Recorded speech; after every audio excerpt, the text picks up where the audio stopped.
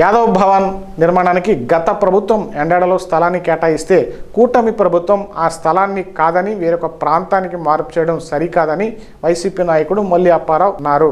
కూటమి ప్రభుత్వం కక్ష సాధింపు చర్యలు చేపడుతుందన్నారు. యాదవ కులంలో చిచ్చు పట్టే పనిలో కూటమి నాయకులు ఉన్నారన్నారు. ఈ కార్యక్రమంలో మాజీ మేయర్తో పాటు పలువురు వైసీపీ నేతలు పాల్గొన్నారు. జగన్మోహన్ రెడ్డి గారు మా మేయర్ గారు ఏదైతే చెప్పారో మరి ఆమె ఇచ్చినటువంటి నిధులని స్వీకరించి మరి యాదవ్ ఇక్కడ ఎంతో విలువైనటువంటి ఎండాడ హైవే మీద ఎంతో విలువైనటువంటి 453 జీవో ద్వారా 50 సెంట్ల భూమిని ఇంచుమించుగా 50 కోట్ల రూపాయల భూమిని మరి ఆ రోజు జగన్మోహన్ రెడ్డి గారు యాదవుల మీద ప్రేమ అభిమానంతో ఆయన ఇవ్వడం జరిగింది. మరి అటువంటి పరిస్థితుల్లో మరి ప్రభుత్వం ఒక 3-4 నెలలుగా మరి చాలా స్పీడ్గా మరి ఆ కార్యక్రమాన్ని ఇక్కడ మా మేయర్ గారు కౌన్సిల్లో ఆమోదించి మరి ప్రభుత్వానికి పంపించిన తర్వాత ప్రభుత్వంలో అక్కడ ఉన్నటువంటి మా మంత్రి గారు అయినటువంటి శ్రీ కాల్పూర్ నాగేశ్వరరావు గారు మరి ఎంతో చొరవ తీసుకొని దాన్ని క్యాబినెట్లో పెట్టి ఆమోదించినటువంటి పరిస్థితి. అటువంటి పరిస్థితుల్లో ఈరోజు కూటమి ప్రభుత్వం వచ్చిన తర్వాత మరి అక్కడే ఇంకొక సామాజిక వర్గాలు కూడా సైట్ ఇవ్వడం జరిగింది.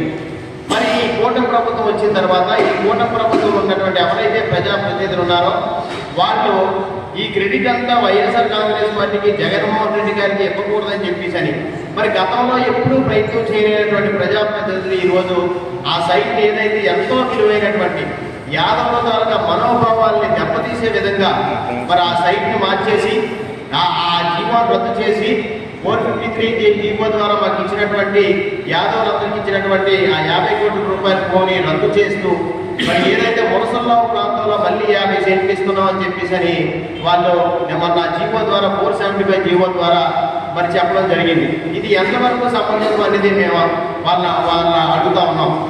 ఈరోజు ఒక ప్రభుత్వం ఇచ్చినటువంటిది మీరు రద్దు చేస్తే మరి మిగతా కులాలకు ఇచ్చినటువంటిది కూడా మీరు రద్దు చేస్తే బాగుంది కదా. అంటే యాదవులు అంటే మీకు అంత చిన్న చూప. ఈరోజు తెలుగుదేశం ప్రభుత్వం కూటమిలో ఉన్నటువంటి ప్రభుత్వానికి పార్టీకి యాదవులు అంటే అంత మీకు చిన్న చూప. ఈరోజు ఎండాడ హైవే మీద ఇంచుమించుగా శ్రీకాకుళం దగ్గర నుంచి శ్రీకాకుళం నుంచి ఈరోజు ఎక్కడ విజయవాడలో ఎక్కడికి వెళ్ళినా సరే ఆ హైవే మీద ఆ రోజు మరి ఎంతో మాకు ప్రాధాన్యత ఇచ్చినటువంటి భూమిని మీరు ఈరోజు లాక్ చేసుకోవడం ఎంతవరకు న్యాయం? ఆ భూమిని మీరు ఎవరికి కట్టబెట్టడానికి అని చెప్పేసి మేము అందరం కూడా అడుగుతా ఉన్నాం. మరి ఏదైతే మరి ఆ భూమిని కనుక మీరు మరి మళ్ళీ వెంటనే ఏదైతే ఆ భూమిని మీరు వెంటనే తీసుకొని మాకు గత ప్రభుత్వం ఇచ్చినటువంటి భూమిని ఇవ్వకపోయినట్లయితే విశాఖ జిల్లాలో ఉన్నటువంటి యాదవులందరూ కూడా మీ మీద తిరగబడేటువంటి పరిస్థితి వస్తుంది. ఈరోజు ముఖ్యంగా కూటమి ప్రభుత్వం ఉన్నటువంటి పార్టీలందరికీ కూడా మేము హెచ్చరిస్తూ ఉన్నాం. ఇది ఎంతవరకు న్యాయం, ఎంతవరకు సమంజసం అని చెప్పేసి మేమందరం అడుగుతూ ఉన్నాం.